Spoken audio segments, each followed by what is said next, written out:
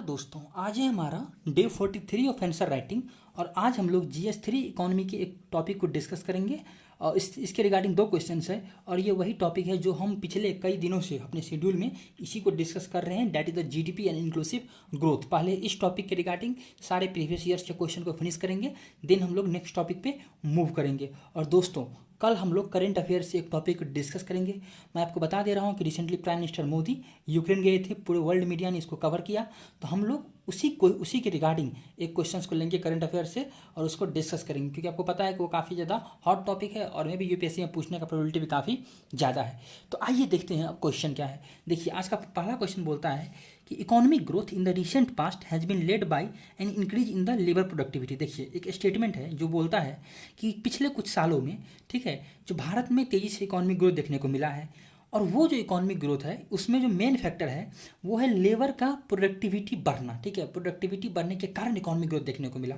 इस स्टेटमेंट को हमको एक्सप्लेन करना है और साथ ही साथ हमको कुछ ग्रोथ पैटर्न सजेस्ट करना है जिससे क्या हो सके, जॉब क्रिएशन बढ़ सके लेकिन लेबर प्रोडक्टिविटी कॉम्प्रोमाइज ना हो। आई होप क्वेश्चन आपको समझ में आया होगा। तो अब आइए देखते हैं इसके सॉल्यूशन को। सबसे पहले बात करते हैं हम लोग इंट्रोडक्शन के बारे में। देखिए, ये क्वेश्चन हम लोग इकोनॉमिक ग्रोथ से डिस्कस कर रहे हैं, तो हम क्या करते हैं ना, ग्रोथ के रिगार्डिंग कुछ फैक्ट देके चीज़ों को निपटा देते हैं। इंट्रोडक्शन में देखिए, मैंने बताया कि in the last few years India became the 5th largest economy of the world. आपको पता है कि इंडिया 2014 में 10वें पे था, लेकिन 2023 में 5th पे आ चुका है और फ्यूचर में 2028 तक हम लोग 3rd पे जाने का एस्पायर कर रहे हैं। ठीक है, तो हम लोग 5th लार्जेस्ट इकोनॉमी बन चुके हैं। The key factor behind the rapid growth is increase in the labour productivity, जो कि क्वेश्चन में बोल रहा है। इस स्टेटमेंट को मैंने यहाँ बता दिया कि इसके पीछे की फैक्टर क्या है कि लेबर प्रोडक्टिविटी काफ़ी ज़्यादा बढ़ गया है। अब हम लोग यहीं पर डिफाइन कर दिए लेबर प्रोडक्टिविटी क्या होता है। लाइन में डिफिनीशन लिखने से अच्छा है कि हमने फार्मूला लिख दिया। देखिए, नाम क्या है, लेबर का प्रोडक्टिविटी। कैसे हम लोग करेंगे, टोटल वॉल्यूम ऑफ आउटपुट यानी in terms of GDP and total production by total amount of labour. तो आगे ना लेबर प्रोडक्टिविटी है ना, लेबर कंज्यूम्ड यानी इन टर्म्स ऑफ नंबर या फिर आवर्स। आई होप आपको समझ में आया होगा। देखिए, तो हमने ये इंट्रोडक्शन के बारे में बात किया। अब आइए आते हैं बॉडी वाले पार्ट पे। देखिए, हमने यहाँ बता दिया कि economic growth in the recent past is due to the increase in the labour productivity because, क्योंकि देखिए ये स्टेटमेंट हमने यहीं से क्वेश्चन से वो पिकअप कर लिया। और क्योंकि पहला देखिए, LPG रिफॉर्म्स इन इंडिया। देखिए, आपको पता है कि लिबरलाइजेशन, प्राइवेटाइजेशन, ग्लोबलाइजेशन 1993 में देखने को मिला। तो सिंस 1991 में, सिंस 1991 मार्केट ओपन हो गया, तो फॉरेन कंपनी क्या हुआ, इंडिया में आना शुरू हो गया, कंपटीशन बढ़ा, but at the same time foreign company जो आया तो अपने साथ टेक्नोलॉजी लाया। इंडियन कंपनी कम्पीट करने के लिए अपने आप को इन्हांस करने की कोशिश की, अपने आप को स्ट्रॉन्ग बनाने की कोशिश किया, तो स्किल डेवलपमेंट देखने को मिला अमॉन्ग द लेबर्स, है ना, ताकि वो ग्लोबल कंपनी से कम्पीट कर सके। और जो ग्लोबल कंपनी में इंडियन लेबर काम कर रहे हैं वो साथ में स्किल गेन किया। इससे क्या हुआ, लेबर का प्रोडक्टिविटी बढ़ गया, है ना। तो आपको पहला पॉइंट समझ में आया होगा। दूसरा देखिए, जॉबलेस ग्रोथ। देखिए, रिसेंट ईयर में क्या हुआ है ना कि इंडियन इकोनॉमी ग्रो तो किया, ठीक है, लेकिन अनएम्प्लॉयमेंट रेट जो है ना वो कुछ खास कम नहीं हुआ। इसका मतलब क्या हुआ कि अगर अनएम्प्लॉयमेंट रेट नियरली कांस्टेंट ही है बट इकोनॉमी काफ़ी तेज़ी से ग्रो कर गया है, इसका मतलब ये हुआ होगा कि जो काम करने वाले लोग थे उसकी प्रोडक्टिविटी बढ़ गई। ठीक है, यानी which signifies increase in the labour productivity, यानी जॉबलेस ग्रोथ भी लेबर प्रोडक्टिविटी बढ़ने को इंडिकेट करता है। देखिए कितना सिग्निफिकेंट पॉइंट है। Third one is increase share of service sector in the India's GDP। देखिए, सर्विस सेक्टर में क्या चाहिए, स्किल्ड वर्क फोर्स चाहिए। अगर किसी कंट्री में सर्विस सेक्टर कंट्रीब्यूशन बढ़ रहा है, इसका मतलब स्किल्ड वर्क फोर्स का भी अमाउंट बढ़ रहा होगा, है ना, तब जाके सर्विस सेक्टर का इंप्रूवमेंट हो रहा है। तो इसका मतलब क्या हुआ होगा, लेबर का प्रोडक्टिविटी बढ़ रहा है। ध्यान मैंने बता दिया, it contribute 55% of GDP while employing only 33% of work force. 30% लोग 55% प्रोड्यूस कर रहे हैं, मतलब समझ रहे हैं आप, यानी प्रोडक्टिविटी काफ़ी ज़्यादा बढ़ गया है। ठीक है, फोर्थ पॉइंट क्या है, promotion of the rural economy. देखिए, डेवलपमेंट ऑफ MSME, ठीक है, यानी कि माइक्रो स्मॉल और medium enterprises in the rural India with help of government initiative like startup India, stand up India, मुद्रा योजना। इन्होंने क्या किया, ये जो वेरियस स्किल डेवलपमेंट प्रोग्राम या फिर ये जो वेरियस एंटरप्रेन्योरशिप डेवलपमेंट प्रोग्राम है, इन लोगों ने क्या किया, रूरल इकोनॉमी को प्रमोट किया, जहाँ पर अब गाँव भर के जो ये जो लेबर थे वो स्किल सीखना शुरू कर दिए, तो लेबर का प्रोडक्टिविटी इंक्रीज हो गया।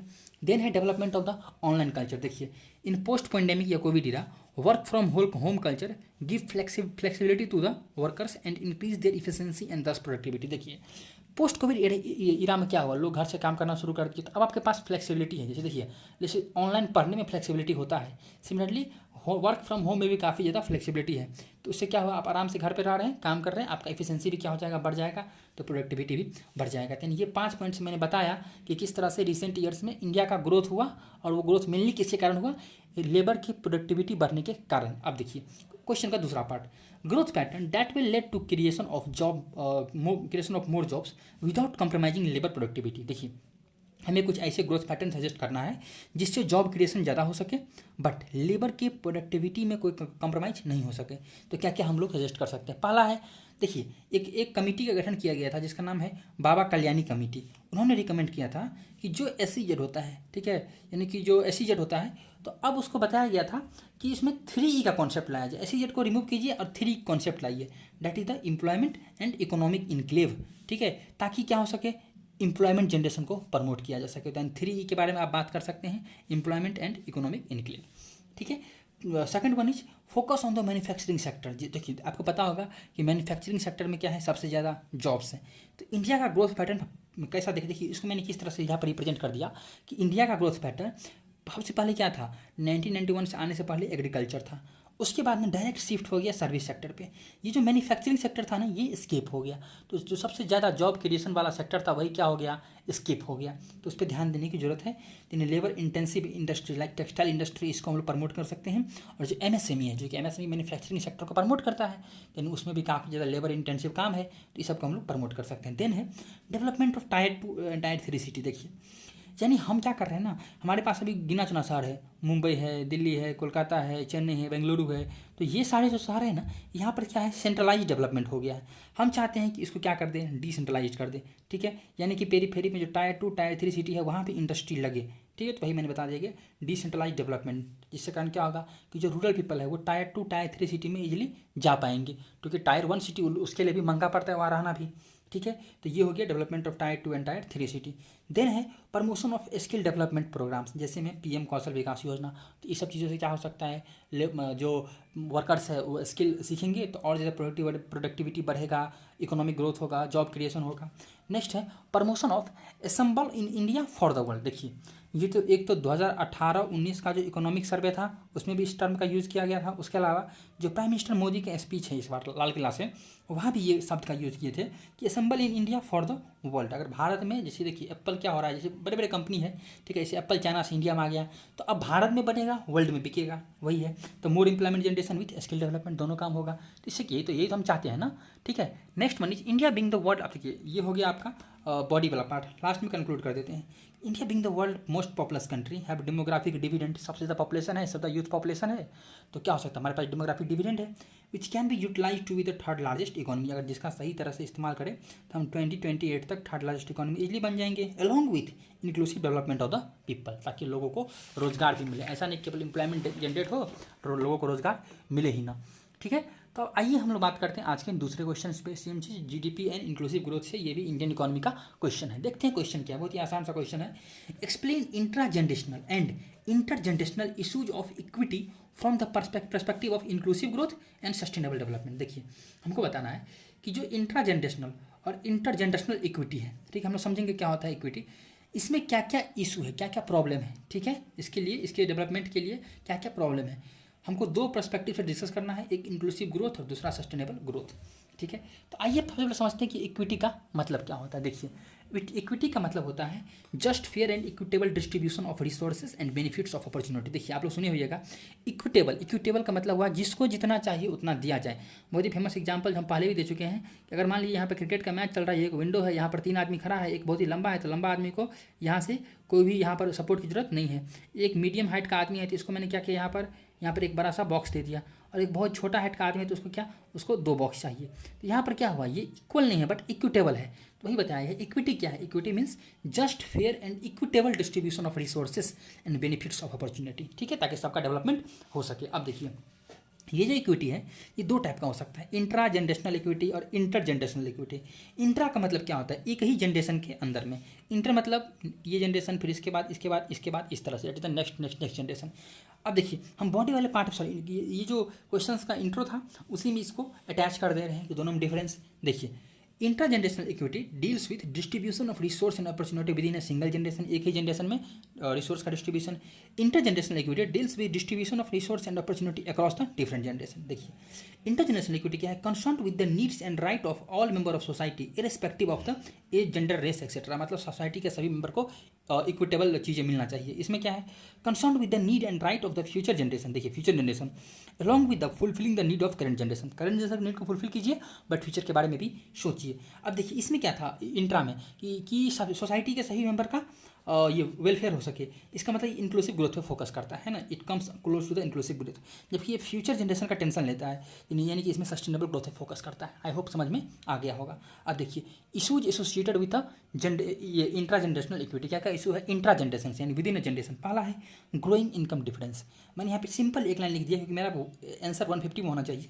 मैंने लिखा rich is becoming richer and poor is becoming poor, यानी ये कैपिटलिस्ट क्लास का वो है। इसमें क्या, जैसे एग्जाम्पल दे दिया कि इंडिया के 1% पीपल के पास 40% वेल्थ है ना, तो यानी ग्रोइंग इनकम डिफरेंस, तो ये एक इंट्रा जनरेशनल इक्विटी में हिंड्रेंस है। Then next one is free market and vulnerable section. देखिए फ्री मार्केट में क्या होता है, क्या कैपिटलिस्ट मार्केट में देखिए despite of having some welfare scheme in the developing country like India, trickle down approach do not prove to be much effective in bringing down the poverty. देखिए 1991 के बाद मार्केट मतलब इंडियन इकोनॉमी एलपीजी आ गया, तो क्या देखा गया कि चलिए लोग सोचे कि क्या होगा उसके बाद ट्रिकल डाउन होगा, मतलब अमीर लोग कमाएंगे, गरीब लोग काम करेगा, तो गरीब लोग के पास भी पैसा आएगा। बट ना इसका कुछ खास ज़्यादा मतलब ये रिजल्ट देखने को नहीं मिला। ठीक है, तो ये इंट्रा जनरेशन के लिए ये दो समस्या थे, और समस्याएं हो सकती है इंट्रा जनरेशन के लिए। ठीक है, अब आते हैं issue associated with inter generational equity. क्या क्या इशू है इंटर जनरेशनल से।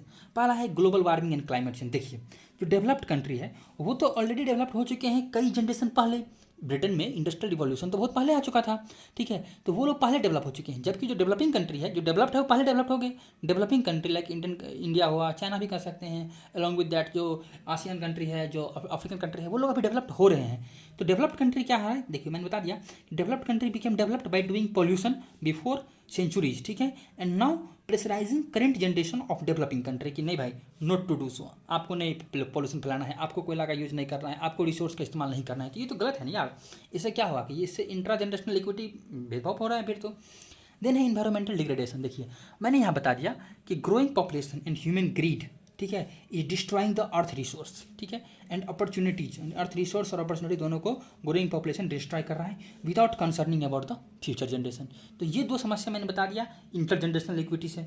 ठीक है, अब आइए लास्ट में कंक्लूड करते हैं कुछ पॉजिटिव नोट के साथ में, कुछ सॉल्यूशन भी बताएंगे इसमें। देखिए अब ध्यान समझिएगा मेरे इस कंक्लूजन को। In the current scenario when India is aspiring for becoming the developed nation by 2047, इस बार का 15 अगस्त का यही थीम था। ठीक है, हम लोग चाहते हैं कि हम लोग डेवलप्ड नेशन बने 2047 तक। We need to promote both inclusive and sustainable growth. सही बात है, यानी इस जनरेशन को भी देखना है और फ्यूचर के लिए भी हमें ध्यान रखना है। इन एलपीजी इरा है ना, we can go for capacity building and skill development for ensuring intra generational equity. मतलब इस जनरेशन में हम लोग क्या कर सकते हैं, हम लोगों का स्किल डेवलपमेंट कर सकते हैं, लोगों का कैपेसिटी बिल्डिंग कर सकते हैं, ट्रेन कर सकते हैं। ठीक है, and comprehensively following sustainable development goal जो 2030 तक का है, 15 से 30 का, फॉर इंटर जनरेशन। जो sustainable development goal future generation के बारे में ज़्यादा कंसर्न करता है, जिसमें है ना zero hunger, zero poverty, quality of education बढ़िया होना चाहिए, गुड हेल्थ एंड वेलबींग, इस तरह से बहुत सारा है, टोटल 17 गोल्स है। तो इस पर अगर ध्यान देकर हम लोग इंटर जनरेशनल इक्विटी को प्रमोट कर सकते हैं, उसको इंश्योर कर सकते हैं। ठीक है दोस्तों, तो ये रहा हमारा आज का डिस्कशन। कैसा लगा कमेंट बॉक्स में बता सकते हैं। Thank you very much for the discussion.